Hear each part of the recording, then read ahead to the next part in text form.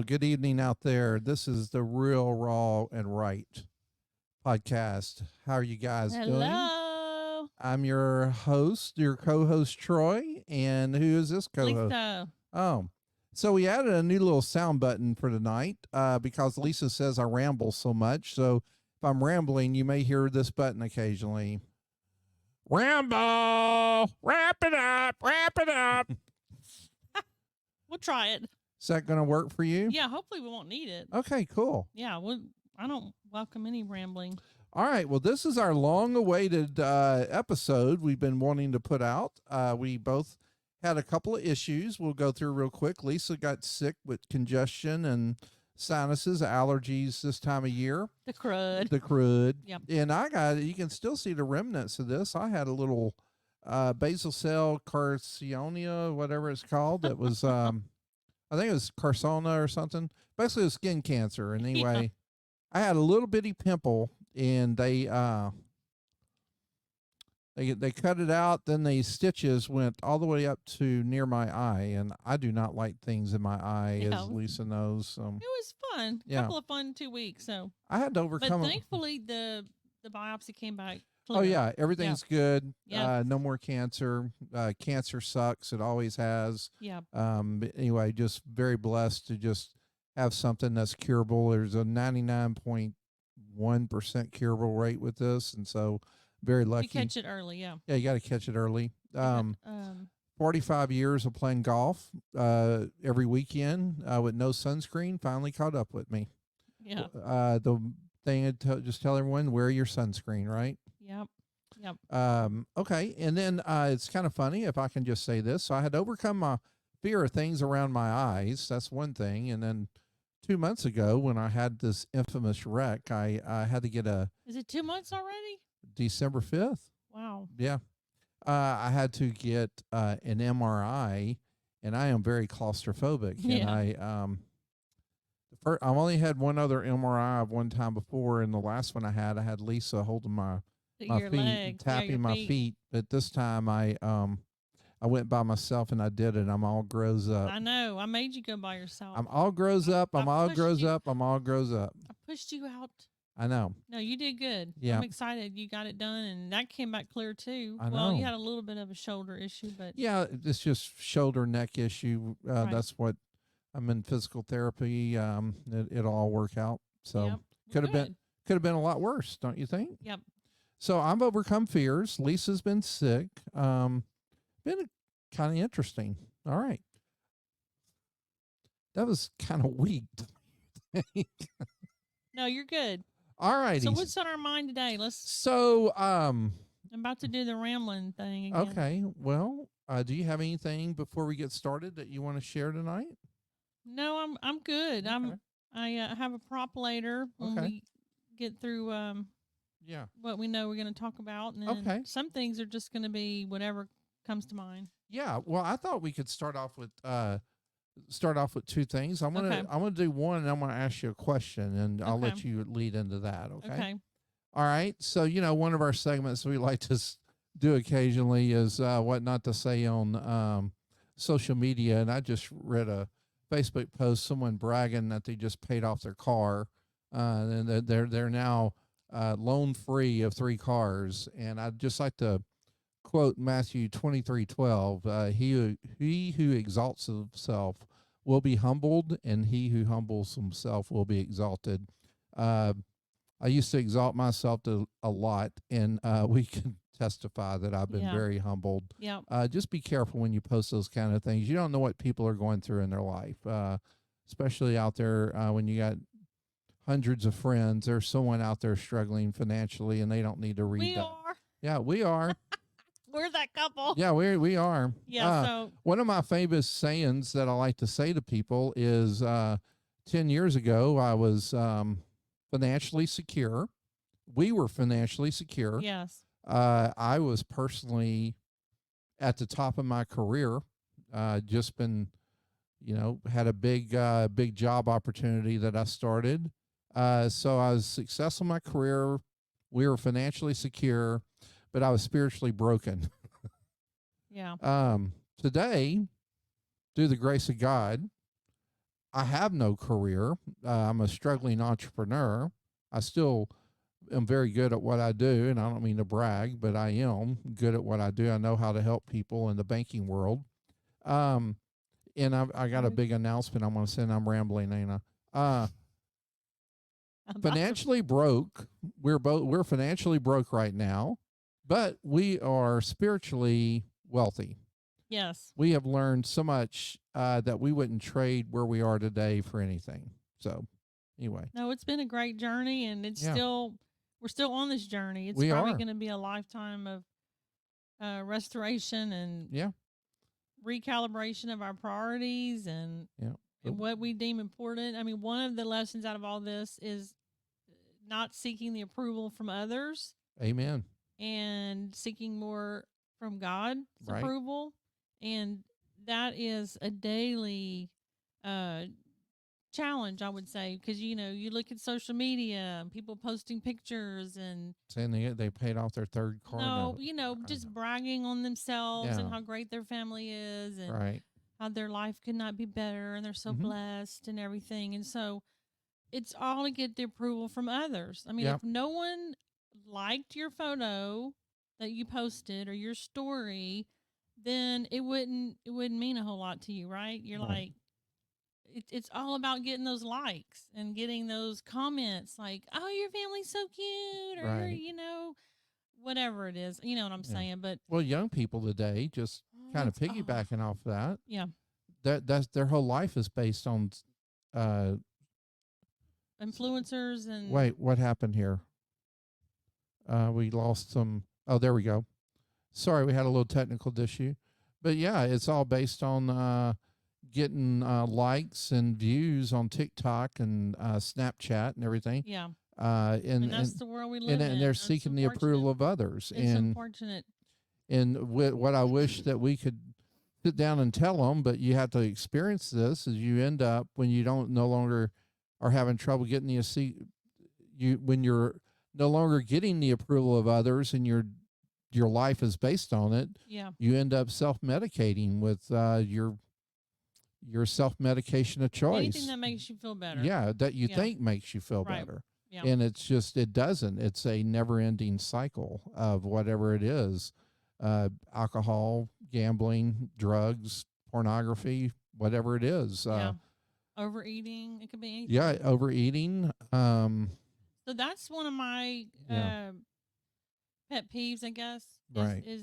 Is the fakeness on Facebook, especially just the fakeness and how you only hear about people's good days, where you don't hear about the bad stuff for the most part. No one wants to brag about how they, found I'm sorry. How long have you been off Facebook? Because you went off Facebook. 3 years. Yeah. Yeah. It was about this time 3 years ago. Yeah. Well, you proved your point. It's time for you to come back home.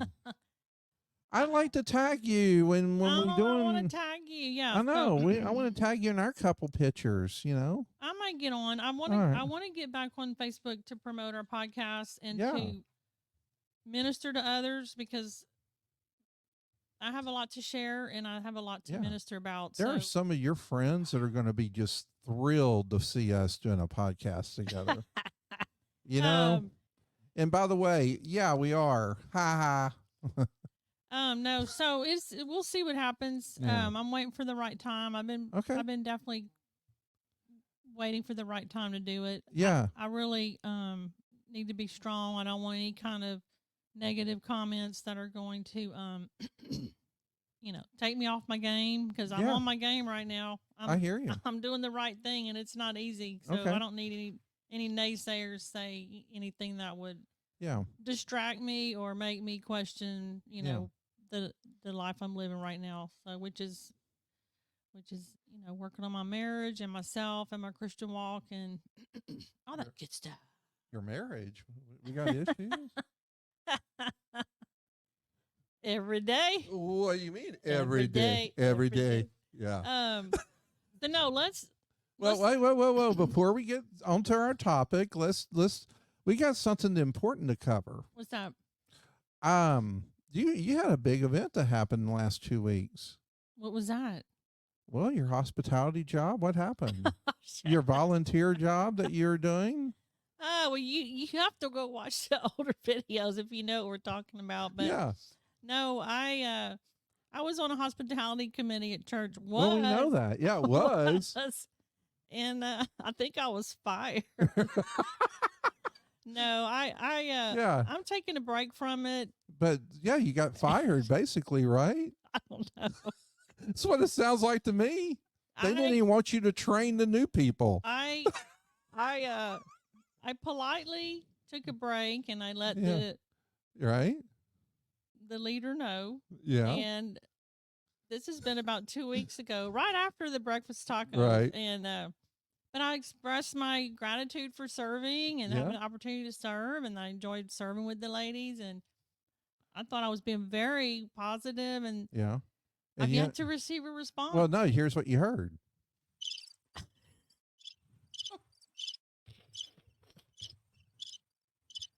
How do you turn this thing off? Okay. So anyway, after this time has passed and there has been no response, not even a thank you for serving. Yeah, I think we said enough there. I think I'm fired. Yeah, you are fired. No, it was fine. Yeah. But what did we learn from this? I think. Well, I tell you what we learned. If I may jump in right now, this is the problem you have with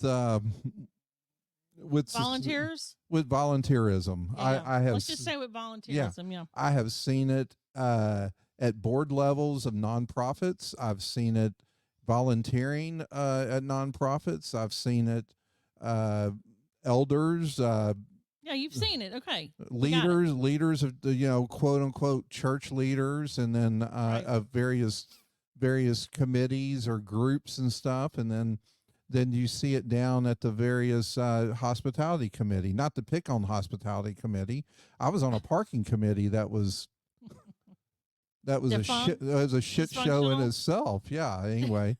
Well, yeah, you'd come into church all mad because somebody was like, well, I was about to get ran over by about 1,500 cars. They don't want you telling them where to park. Like, I park here every week. Yeah, what's the lesson? So the lesson is the biggest problem that we have is not everyone is cut out to be a leader. And to be a leader of anything, you've got to have certain traits. And there needs to be a better job of picking out who's leading things in an organization, even if it's volunteerism, because what happens is you end up losing people. You're combing your hair as I'm making a valid point. Because I'm concerned. You're airing my well, no, I'm not. This is just a general statement. You look, and I'm not saying this to brag, but I have managed up to 60 employees. Okay, where's the brag button? We don't have that. That's the rambling. You are bragging. Okay, but it's a point. I'm giving a little bit of qualifying myself to speak for this. Okay. Not everyone that worked for me was ever going to be a manager or a supervisor because they did not have the qualities needed to do that job. And I made that mistake a couple of times of moving people into positions that they shouldn't have been in, and it's and at the end of the day, I had no one to blame but myself for what happened. Yeah. Yeah. So yeah, but isn't that a cool feeling when you text someone and this is what you hear? Again, I text them twice. There's the twice again. Yeah. Okay. So, the funny thing about that, yeah, we've only been at this church for about 6 let's 7 not months. even talk. Well, I guess we. Well, can I'm say, just saying we're new to the church. Yeah, and we left our other church because there weren't a lot of serving opportunities that fit me. I was like, and so I felt a little not engaged, and so I was all excited about this new church. I'm like, I'm gonna jump in. And then I got. Yeah. Then this happened, so I'm sorry. It's me. It must be no, me. It's not you. Anyway, let's move on. Let's talk about something positive. I know. Well, hold on. Well, that just brings up something I want to say. Random rants. I thought we were ranting. We were, but I actually had, this is a random rant here.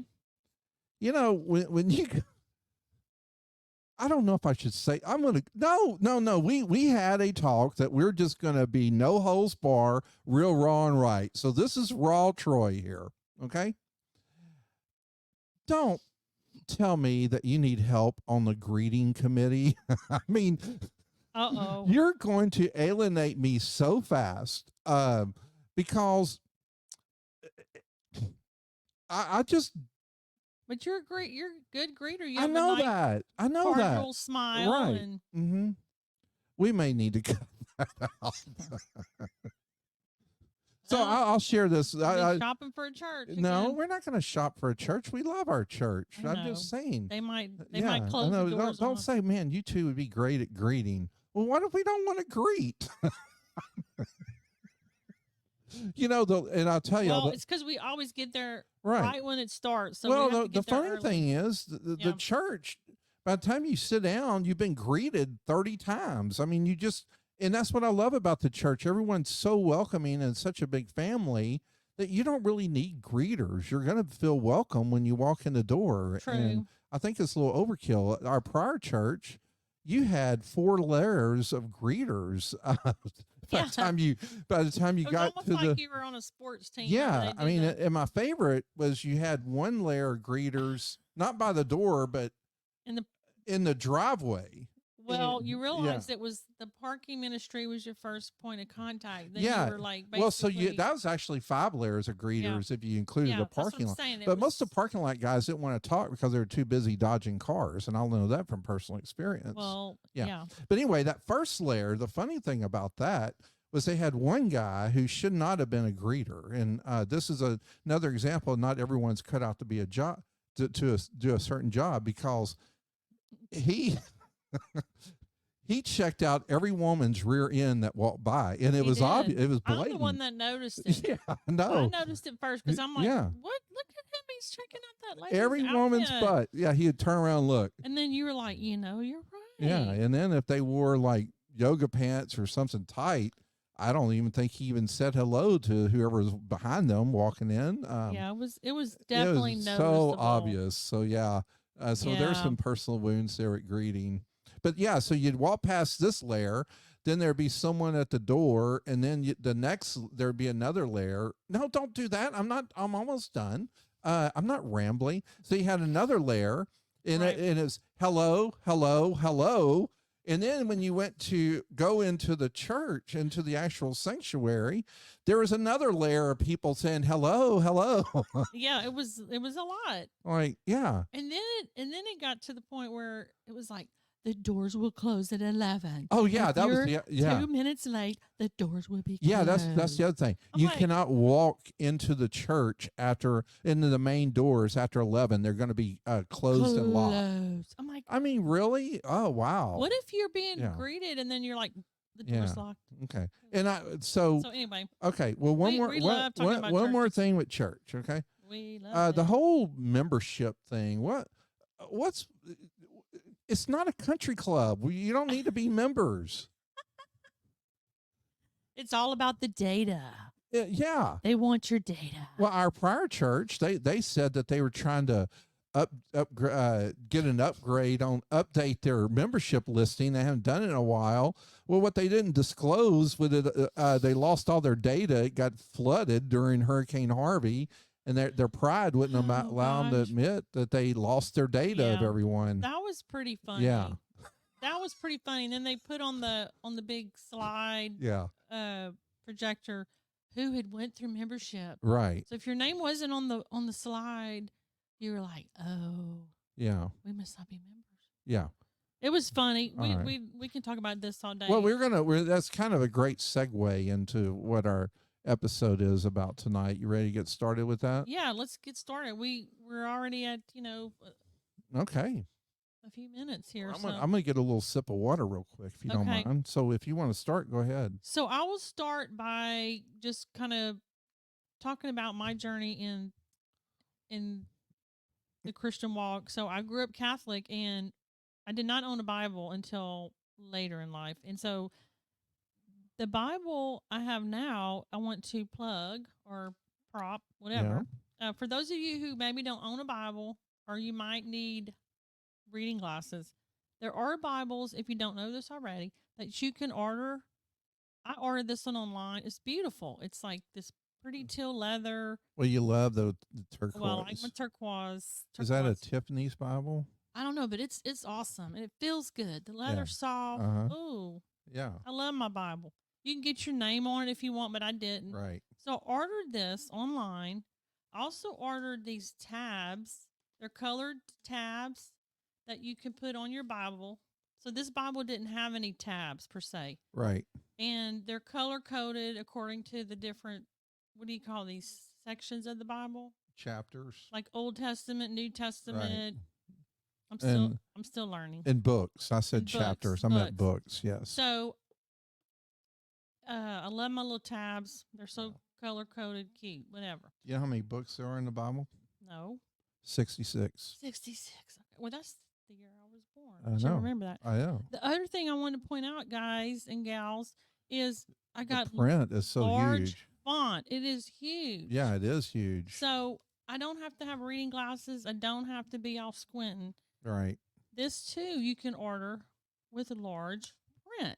Yeah. This whole thing, I swear I didn't spend more than $20. I don't think I did. It was not a lot of money. I ordered it from christianbook.com. Yep. And after I made my order, I get this little catalog probably once a month or once a quarter. And there's all kind of stuff in here. There's religious books and what have you. I mean, it's awesome. And so highly recommend it. And the fact that it's large print blew me away. So I love it. That is some cool beans. So, so that's my little prop for tonight. Well, I didn't know we were going to have props. My Bible I have is about 20 years old. It was given to me by my brother Kurt when Lisa and I got baptized about 20 years ago. It just has a special place in my heart.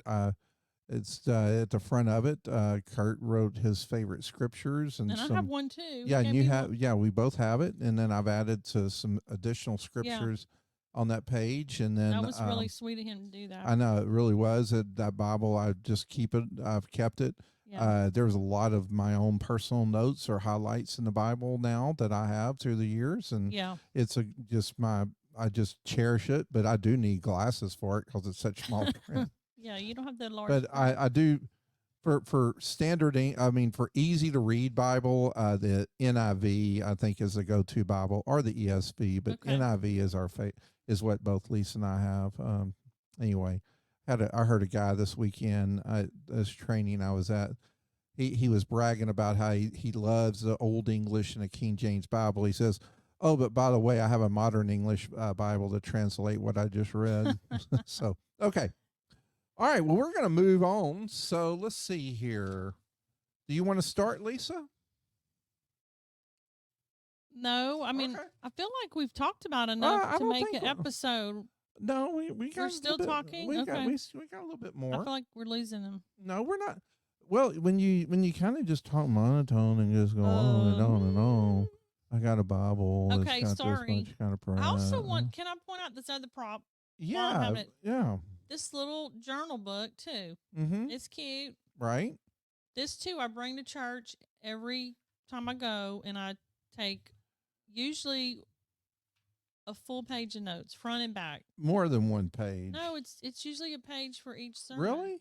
Yeah, I do. See, front and back. I take 3 to 4 pages of notes. But I love this thing because I can write down all the scriptures that are called out in the sermon. I can write down the key points. Of course, our pastor does an awesome job with bullet points and that kind of thing. So,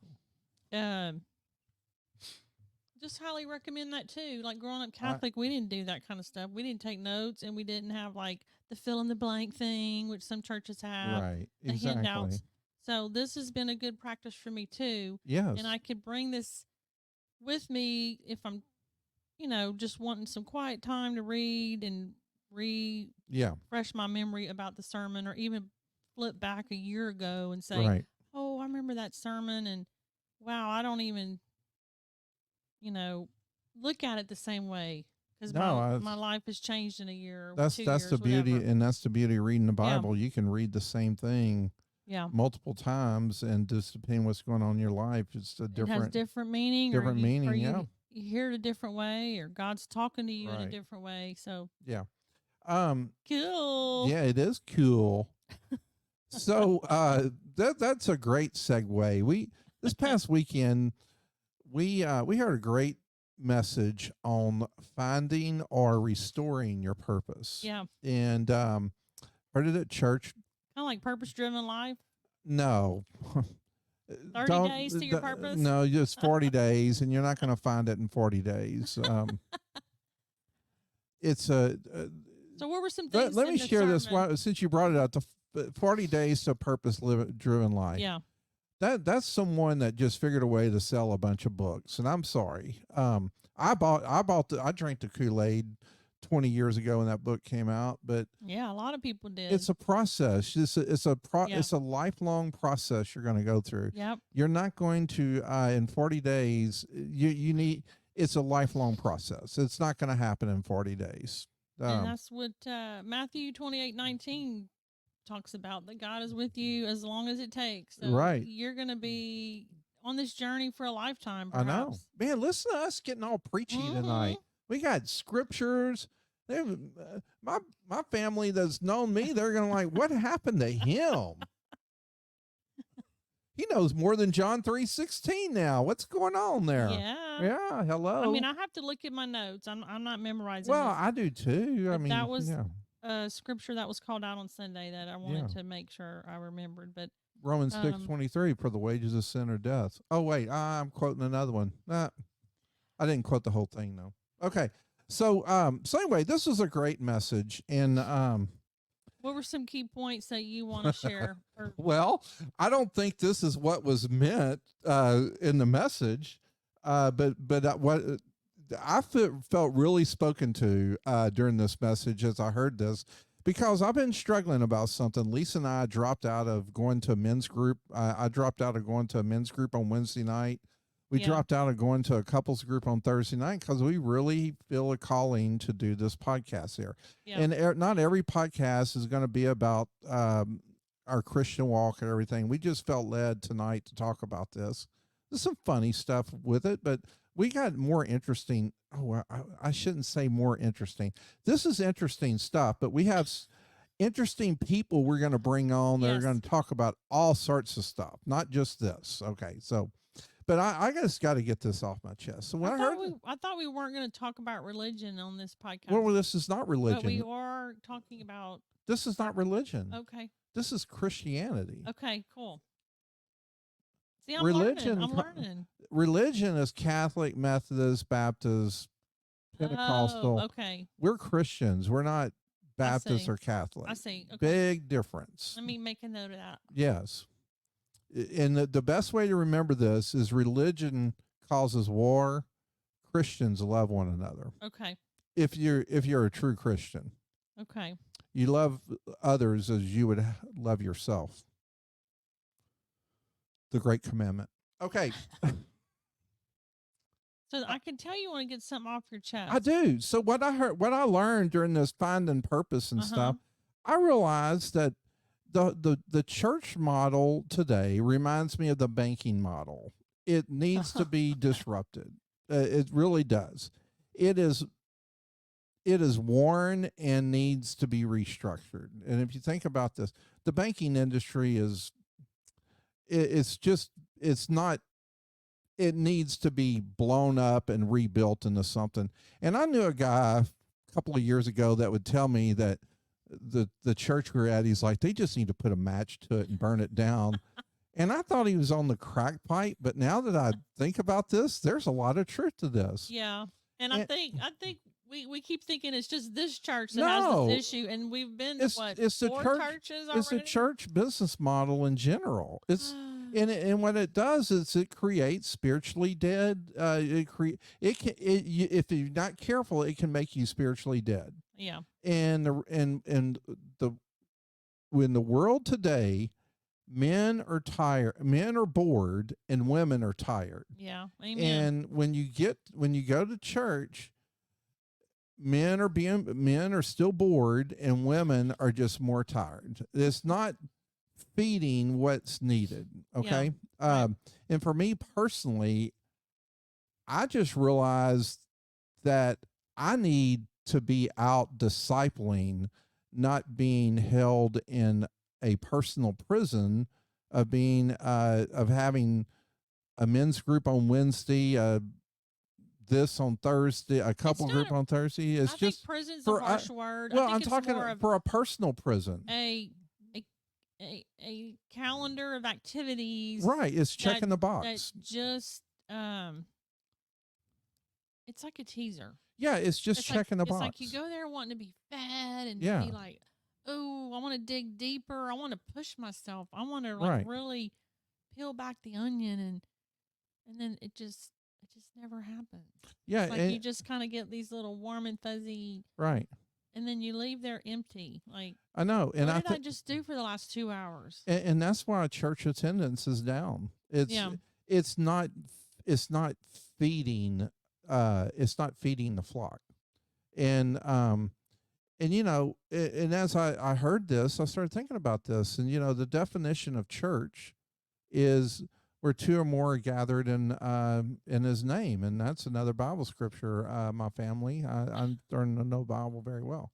And so church is not necessarily a building with a steeple and a bunch of pews in it and people wearing robes. If you're at churches that still have choir or, a worship team jumping around like a bunch of monkeys. I like worship teams. I know, I do too. Don't call them monkeys. Our worship team is the best worship team I've ever heard. There's another church around here who's they do jump around like a bunch of monkeys. We got to see it firsthand. Okay. And we have not been to 4 churches in the last 3 years. We've only been to 2. Okay. The one we were at for a long time, and we just switched about 6, 7, 8, 9 months ago. Right. But because of that, church can be anywhere. It doesn't have to be in the building. Right now, me and you, this is church. Yeah. And your first church is at home. That's where, and you're the leader of the church. And if your church home is not getting fed, you have no business going to any of this other stuff. Yep. It's just that simple. Yeah. And if if you feel empty and you feel bored or tired, then you're not living out your purpose. And if you look at Jesus Christ's ministry and the disciples' ministry, Jesus never said in the Bible that you need to join a small group, you need to go to men's group, you need to go to this breakfast, we got a retreat you need to go to. No, it was out there ministering. They went out to the communities and ministered to the people that need ministered into. And Jesus healed, he loved, he served, and it's all about serving. If you want to truly come alive and not be bored or tired, serve other people. That's what you need to do. Yeah. And not the feel good serving, just literally serve other people. And not for your own recognition. Exactly. And you do that without anyone noting. You just serve other people. And so I want to say one thing and that's how you experience true church. Okay. I'm done. And we're learning this. Look, we're still learning it. Don't act like we're. Oh no, I have nothing figured out. I'm just sharing for me personally what I have learned from this whole message. Yeah, yeah. And one of the things I wanted to point out that I thought was, and I'm going to catch so much flack for that. It's okay. No, I think the small group model is really to promote retention of members. Okay. Yeah. Because it's all about membership. Think about it.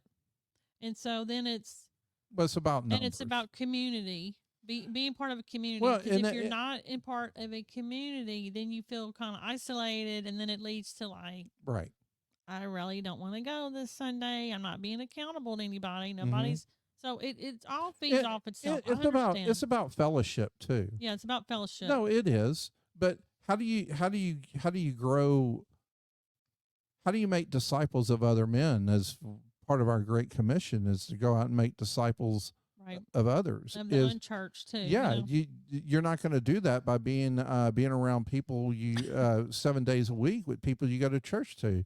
No, you need to be out in the world showing true love and true service to others. Right. The washing the feet commercial from the Super Bowl was what this is all about. And that commercial got some. Well, it had some negative comments about it. It's because of politics. Yeah, it's the politics. It was all politics that got in the way of this. It wasn't the message itself. It started drawing a line based on political beliefs. So hopefully you guys are still listening out there. Yeah. Well, I don't think we. No, let's not even say that. That's some great topic. I know it is. And please give us feedback. We're doing this. We're not saying that we got it all figured out. We don't. I'm just saying this is what I got from this message. So, yeah.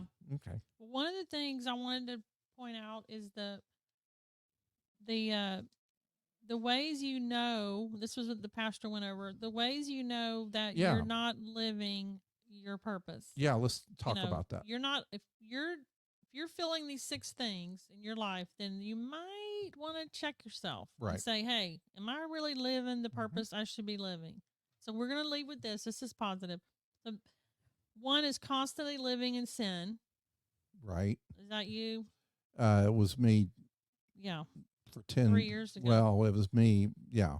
Still, we're still sinners, but I let sin define me for a long time. Yeah, that's not God's purpose for you. No. So red flag, hello. Yeah. So number 2 is joy and excitement are hard to find. That gets back to the tired and bored thing. If you're depressed all the time, nothing excites you, well, you're not living your purpose. Exactly. God did not create us to be tired and lack joy. The third one is life does not fulfill me. Kind of on the same line. Right. I mean, again, it's that bored, tired thing. Isn't that crazy? Yeah. 4 is I work to make ends meet. Yeah. Bored and tired. Work should be a way of worshiping God. Right. Right? Using your talents, your God-given talents to serve others in your job. You should be a workplace missionary. Yes. So another red flag. Yeah. That was another sermon series, by the way. Yep. Number 5, I feel stuck. Yes. We've all been there. We have. Yep. Why are you looking at me when you say that? I've been stuck a lot in my job. Oh, I thought you meant you were stuck with me. No. I have nowhere else to go. No, I have nowhere else to go. Okay, the last one is... Officer and a gentleman, by the way. The last one is I lost my direction. Okay. So these are great. They are. What was that? Did you write down... Did you write down Proverbs 14:23? What was that about? I did. What was it? It talks about hard work. It takes hard work, Yeah, but you didn't. I mean, you don't know the scripture off the top of your head. No, I just said hard work. Either going to have work at it hard work or spiritual poverty. Okay. Yeah. And it comes down to everything. Everything good doesn't come easy, right? You got to work for it. Right. 14.23. 14 point what? 14:23. All hard work brings a profit, but mere talk leads only to poverty. Oh, wow.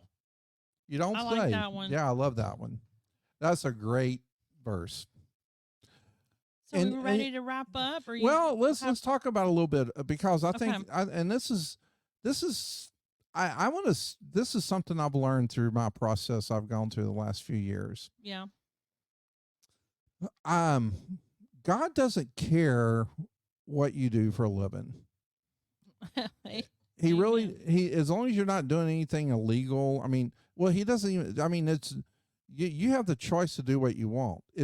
Are you doing it for his purpose? Right. Everything we do should be done for his purpose. And that's the biggest mistake I made, in the last few years of my life was, of my banking career was I was not doing this for God's purpose. I was doing it for my purpose and my purpose only. Yep. And that's why you were your God. I was. Yeah. Self idolization was my my calling card, as well as self-reliance and performance out-based. What is it called? Performance out-based personality. Yeah. Yeah. And that was me, man. I was all based on I'd idolize myself and, your accolades, my accolades, and just the more I got, the more I let it feed my ego. I know. Yeah. Anyway. And I didn't help the cause because I have always put you up on a pedestal, and I still do. I always say I'm your biggest fan. I know. Well, you are, and you know, you really are you are my biggest fan, and I love you for that. But I think I enabled you to. I agree. To make yourself a god. I think so. You know, I treated you like a god, and so we both had to learn from this. That's not right. That's not the way to. And that gets back to the beginning verse we said, Matthew 23:12. He who exalts himself will be humbled. Yep. And he who humbles himself will be exalted. More wiser words have not been spoken than that. All righty. Well, I think we're going to wrap this up tonight. You guys have a good night. Awesome. And this was fun. We will see you guys in about a week or so with our next episode. Right. Until then, peace.